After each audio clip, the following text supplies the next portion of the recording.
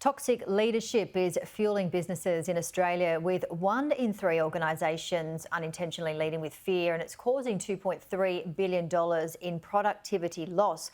That's according to Margot Faraci, leadership, banking and finance expert who conducted the research here and overseas. And Margot joins me live. How are you? I'm well, thank you, Janie. So an extensive study, globally, 2,500 managers. Talk us through the study and what you found.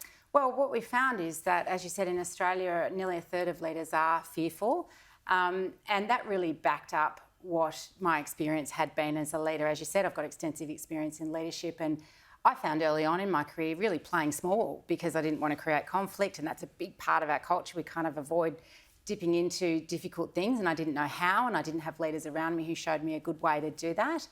Fear can also lead to a different response. The one I've described is the flight response, but it can also lead to a fight response, which is more obvious, which is aggression, bullying, all that sort of stuff. So what I wanted to do is see if that played out in other markets, and also just see if I could find some data to either prove or disprove what I'd seen. And this is what we've found, that actually in Australia, about 27% are fearful, as you say, and that has massive impacts for productivity, as you mentioned.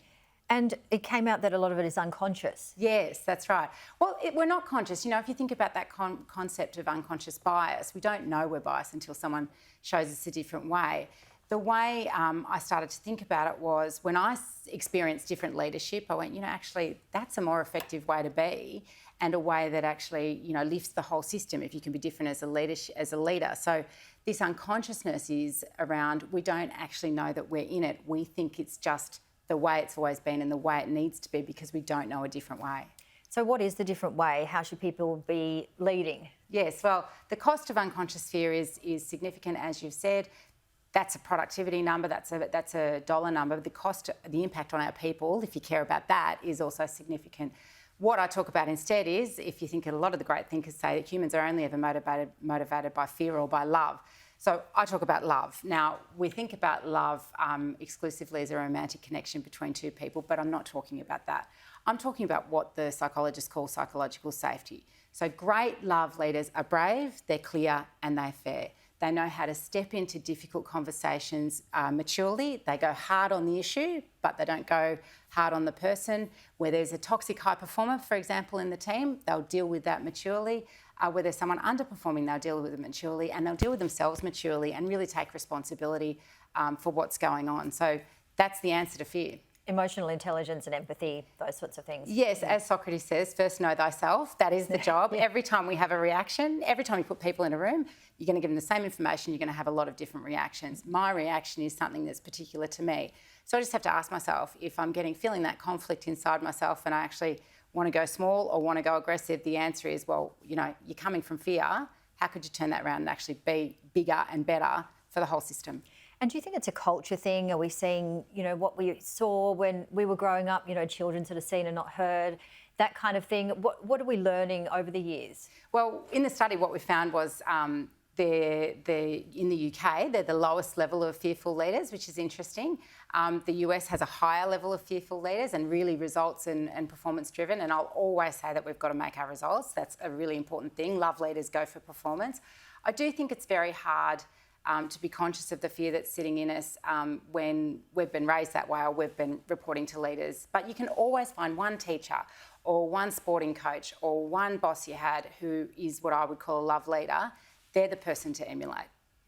And some of the other key findings, 69% of fearful leaders firmly believe that stress can be positively harnessed in the workplace. That's a high number. It is a high number. We also know that about 51% of fearful leaders are really unhappy in their job. So it's not working for them either. And when I talk about leaders being fearful, I say it without any judgment at all. The job of leadership is hard, and I've been a fearful leader. I understand it.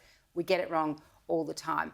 But what we do when we're fearful is actually either not deal with things or go over aggressive dealing with things. And either way, we just reduce the ability of the system, the people around us, the whole business to perform. And did you get any feedback from the people that conducted the survey on what they thought with those questions?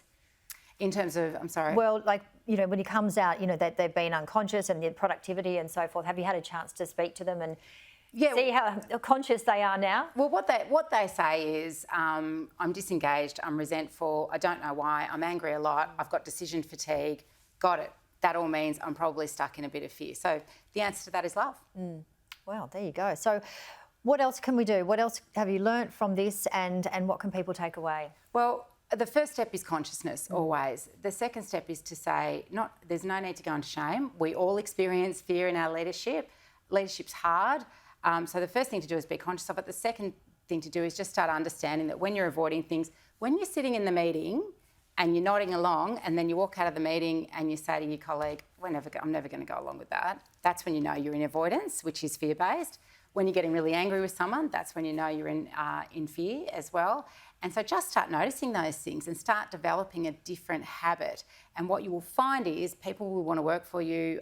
If you've got some talent churn, which is really expensive in your business and damaging to people, that will die down. You'll find better solutions because the people in your team will start giving you solutions instead of you putting all the pressure on yourself. So you'll have an easier time, but go easy on yourself day one because you probably haven't seen it done a different way. I bet it would feel better too. It feels better. And I know because I've led with fear and I've led with love, and the fear, as I said, made me play small. And then when I decided to come back in and do it with love, it was developing a new habit. But it's amazing what expands, and people want to work with you. People really want to do work with you. We know Australia's got a productivity problem. We know the answer is investment, competition and innovation. They don't happen on their own. They need leaders to make brave, loving decisions to get those over the line. Because we often hear the word vulnerability as well, but then weakness, and there's a parallel kind of thing, but that people talk about. By if you are vulnerable, you could be perceived as weak. Is there a fine line, or what would you say? Well, what I say is, there's nothing weak about love, and actually it's a harder thing to do. It's the most powerful force we have. We're not saying here that we need to be flaky. We need to perform. That's important. That's why we're all around. We need to drive results. It's the way you do it. And the bravest things we can do sometimes is step into those difficult conversations. Own your part in it. Absolutely. If you put two people in a room and they have conflict, each of us has a responsibility. But there's nothing weak about that. In fact, it's very powerful. All right. Great to see you. Thank you so much. Thanks, Janie.